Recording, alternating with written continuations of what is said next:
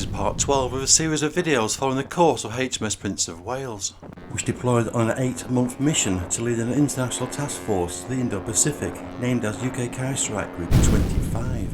Its mission, called Operation High Mast, began in April 2025 and will end in December. In the last video, the British Carrier Strike Group, led by HMS Prince of Wales, met up with the Indian aircraft carrier INS Vikrant and her naval escort, and on October the 5th, 2025, began a series of naval and air exercises. On the 25th of October, the UK Carrier Strike Group, led by HMS Prince of Wales, entered the Gulf of Aden. Ahead was approximately 720 kilometres or 388 nautical miles was the Yemeni coastline and the approaches to the Strait of Bab el-Mandeb, controlled by the Houthis in the southern Red Sea. It's likely for the following 36 hours the southern Red Sea would have become the most intensely watched and radar scanned area on the whole planet.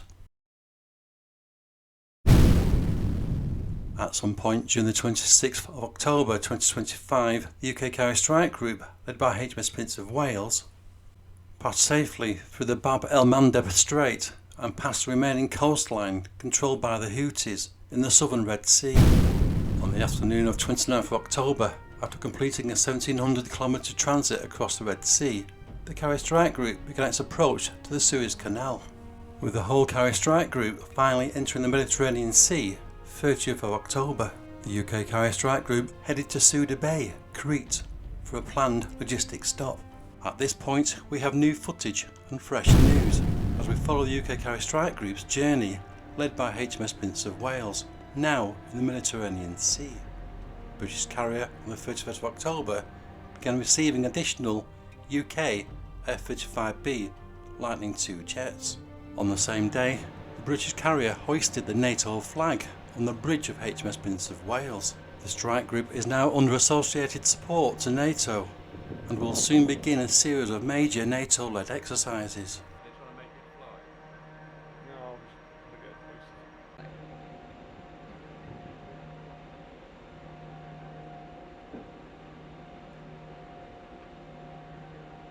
On 1st November, HMS Prince of Wales sailed into Suda Bay, Crete. Her planned visit was short and efficient, completing her logistical requirements within 36 hours. She left Suda Bay on 2nd November 2025.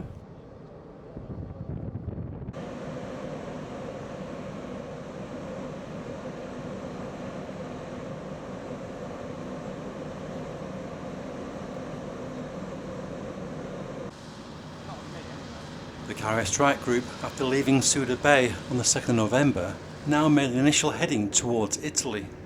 However, on the 3rd of November, the British Carrier Strike Group was to play a leading role in a major NATO exercise called Falcon Strike 2025.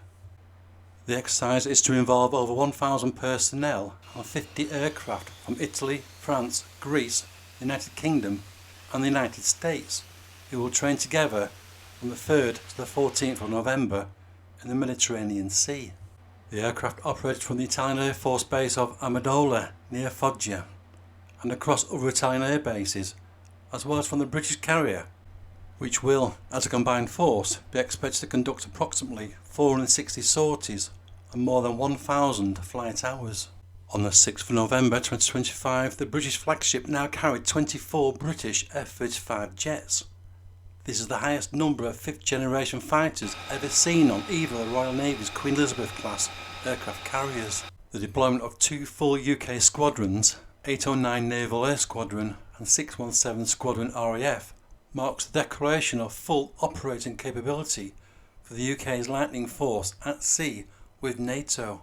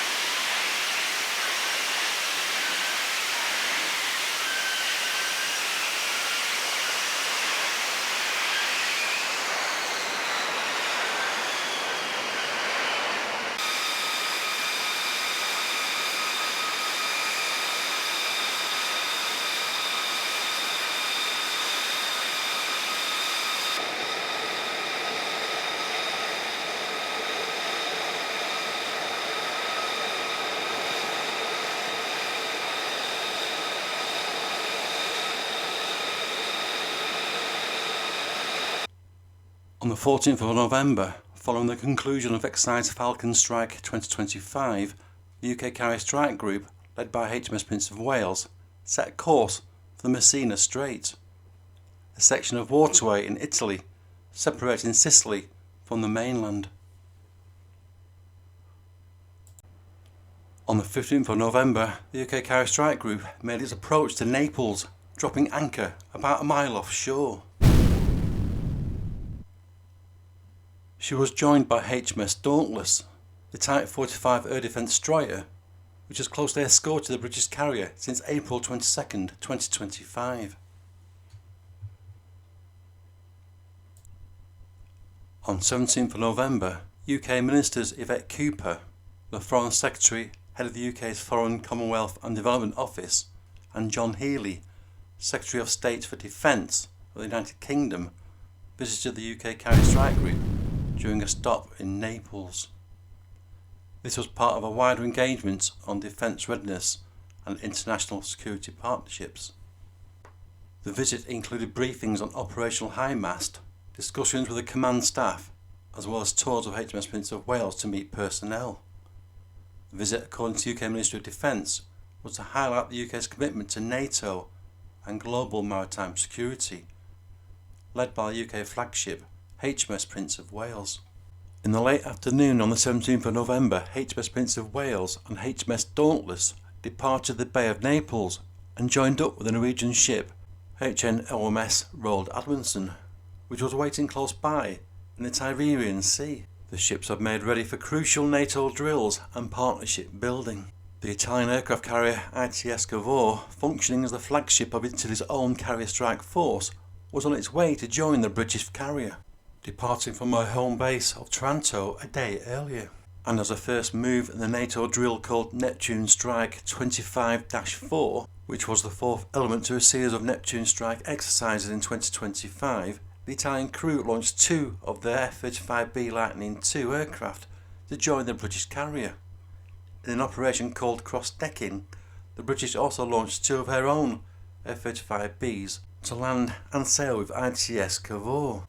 Both carriers less than an hour later launched two more F-35B to make it 4 jets each to land and sail with each other's carriers. This was just the first of many cross-decking operations between the two carriers. ITS Cavour is fielding a mixed air wing composed of AV-8B Harrier IIs and a contingent of F-35B Lightning IIs in early operational status. This marked one of the first integrated NATO deployments involving Italian 5th generation jets at sea. In total, ITS Cavour embarked up to 13 fixed-wing aircraft. This brings up the total number of the combined Carrier Strike Group's fixed-wing aircraft to 37, and over 12 helicopters.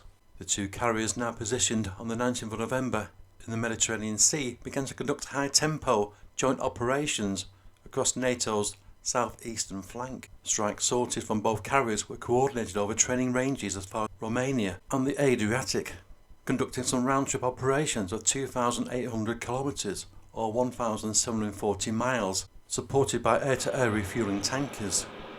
Complementing the effort were long-range bomber flights from the US Air Force's Bomber Task Force, with B-52s and B-1Bs executing synchronised deterrent missions. This fantastic footage shown on your screen is showing HMS Prince of Wales with her 24 F-35B jets embarked aboard the flight deck. It's understood the joint British and Italian carrier group, under the command of NATO, involved 8 surface ships and 1 submarine, projecting a significant defence screen above the fleet, which basically dominated the airspace for hundreds of miles, with the use, for instance, of Samson radar. There was also significant anti-submarine warfare equipment deployed by surface ships and helicopters for monitoring any potential underwater threats, allowing the surface fleet to maintain a wide area of subsurface defence control. The cross-deck operations between the two carriers allowed British and Italian F-35Bs to launch and recover on either platform, a crucial step in operational interoperability and emergency surge procedures. On the 22nd of November 2025, the UK flagship HMS Prince of Wales completed all her NATO exercise Neptune Strike commitments. It was now time for her ship's crew and her naval escorts to finally head home. The British carrier on this day began the process to disembark Italian and British F-35B jets. The Italian jets will be back at their home base within hours. The British jets, however, will depart in groups of 4, each flight supported by air-to-air refuelling tankers as they head back to the UK. The first flight of 4 British jets, as seen here, are the first 4 to head home. Their 8-month mission over. It will take several days for all 24 F-35B to return home. In the final video of this series of videos, we will see the emotional return back to the UK of the Carrier Strike Group's crew and pilots. It's really something you don't want to miss. Thanks for watching.